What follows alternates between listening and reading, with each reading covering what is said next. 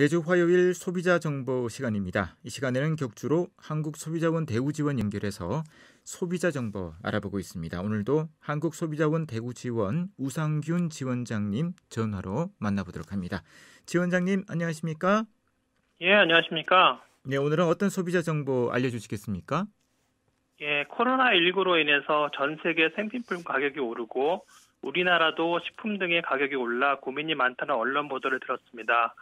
오늘은 건강식품을 제외한 일반 식품 관련해서 알아보려고 합니다. 일반 식품 관련해서 한국소비자원에 피해 구제되는 접수 건수, 주요 처리 사례, 소비자 유의사항 등 전반적인 사항을 알려드리겠습니다. 네, 한국소비자원에 피해 구제 접수되는 이 식품 관련 사건은 어느 정도 됩니까? 식품 관련해서 한국소비자원에 피해 구제 접수되는 접수 건수는 1년에 한 500건에서 한 600건 정도 되신다고 보시면 됩니다. 2017년에 435건, 2018년에는 569건, 2019년에는 601건이 접수되었습니다. 작년에는 498건이 접수되었고요. 재작년에는 전년 대비 5.6% 증가하였고 작년에는 전년 대비 17.1% 감소하였습니다. 네, 식품 관련 사건들 주로 어떤 내용들이 많습니까?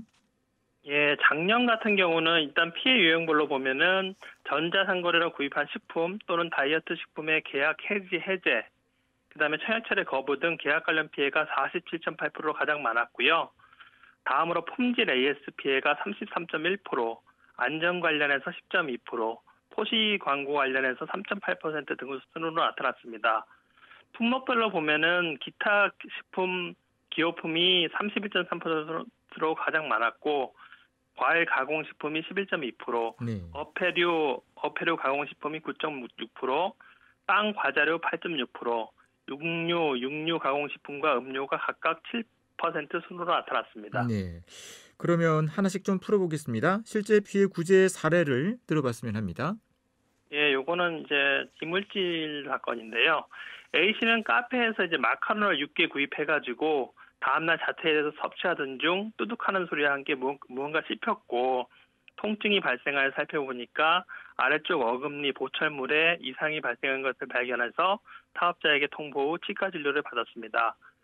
사업자는 매장에서 섭취한 것이 아니므로 보철물 파절과 마카롱과의 상관관계를 인정하기 어렵다고 주장하고 A씨는 마카롱 내 열매 C가 원인으로 내용물 혼입 여부를 모르고 무심코 섭취하다 발생한 피해이므로 최소한 주의 문구라도 있어야 한다면서 치과 치료비 등의 배상을 요구하였으나 거부하여 민원을 제기하였습니다. 네, 이 사건은 어떻게 진행이 됐습니까? 예, 이 사건에서 중요한 것은 혼입된 열매 씨가 이물질인지 여부, 열매 씨와 치아 손상과의 상관관계가 있느냐 여부인데 네. 사업자 관할 지자체에서 매장을 조사한 결과 이물질 혼입 정황은 확인되지 않았고 오히려 양당사자 확인 과정에서 해당 물질이 마카롱 내 들어있는 패션 프루트 C로 드러났습니다. 이는 매장에서 판매하는 해당 C를 재료로 하는 마카롱 종류의 하나로 이물질이 아니라는 점, 그 강도가 통상적으로 보철물을 손상할 수 있는 수준이 아니라는 점 등을 고려할 때 이 건 사업자에게 치아 파절에 책임을 묻기는 어렵다고 판단되었습니다. 하지만 치아 상태가 좋지 않은 상태에서 C가 치아에 박힐 경우 위해가 발생할 수 있으므로 판매자가 주의 표시를 할 필요는 있는 것으로 사료되는 바 판매자에게 도의적 차원에서 보상 또는 사업자가 가입한 보험사를 통해서 보상을 청구해 볼 것을 권고하였습니다.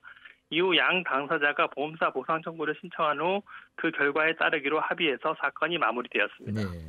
피해 구제 사례 하나 더 소개시켜 주시겠습니까?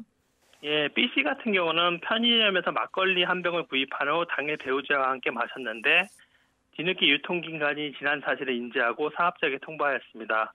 이후 B씨와 배우자는 설사, 복통 등의 증상으로 통원치료를 받게 되어 사업자에게 진료비, 경비 등에 대한 손해배상을 요구하였고 사업자가 진료비 배상 의사가 있음을 밝혔으나 양 당사자 간의 배상 금액에 대한 이견으로 분쟁이 발생하여 피해 구제 접수되었습니다.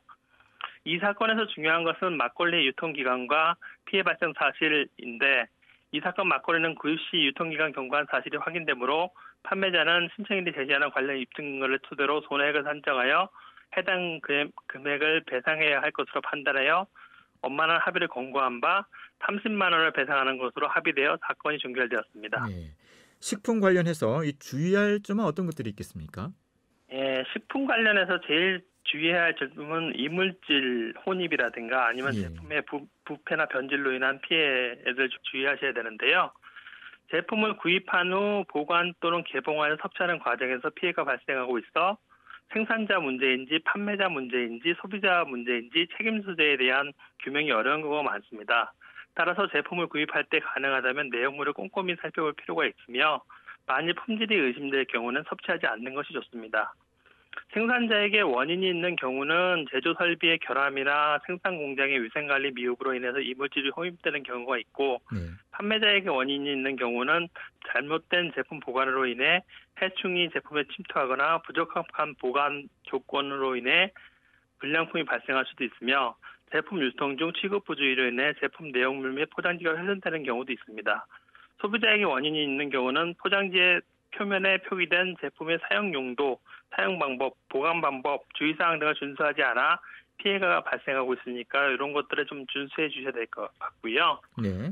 식품 관련해서 소비자 피해는 제조업자 및 유통업자의 품질 관리 및 위생 관리 등을 통해 예방이 가능합니다. 또한 소비자의 적극적인 신고를 통해 관련 기관, 식품의약안전처나 해당 구청 위상과 등의 지속적인 관리 감독 및 단속이 이루어지도록 하여 제품의 품질 및 안전성을 확보할 수 있습니다. 부정불량 식품 신고는 국번 없이 1339를 누르면 시군구청으로 연결되고 이물 발견 신고 시에는 반드시 해당 제품, 그러니까 포장지를 포함해서 해당 제품뿐만 아니라 네. 이물까지 보관하고 있어야 관련 기관의 조사가 가능합니다. 이 이물이나 이런 거를 보관하기가 좀 어려운 상황일 때는 동영상이나 사진 자료 같은 것을 확보해 놓는 것이 좋습니다. 네.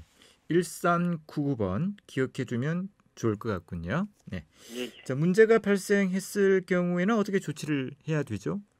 일단 사업자에게 소비자의 피해 내용을 통보하고 소비자 분쟁 해결 기준 등을 통한 원만한 합의를 도모해 보고 원만히 해결되지 않을 때는 국번 없이 1372번 소비자 상담센터로 문의하시어 한국소비자원의 피해 구제 사건으로 접수하시면 되겠습니다.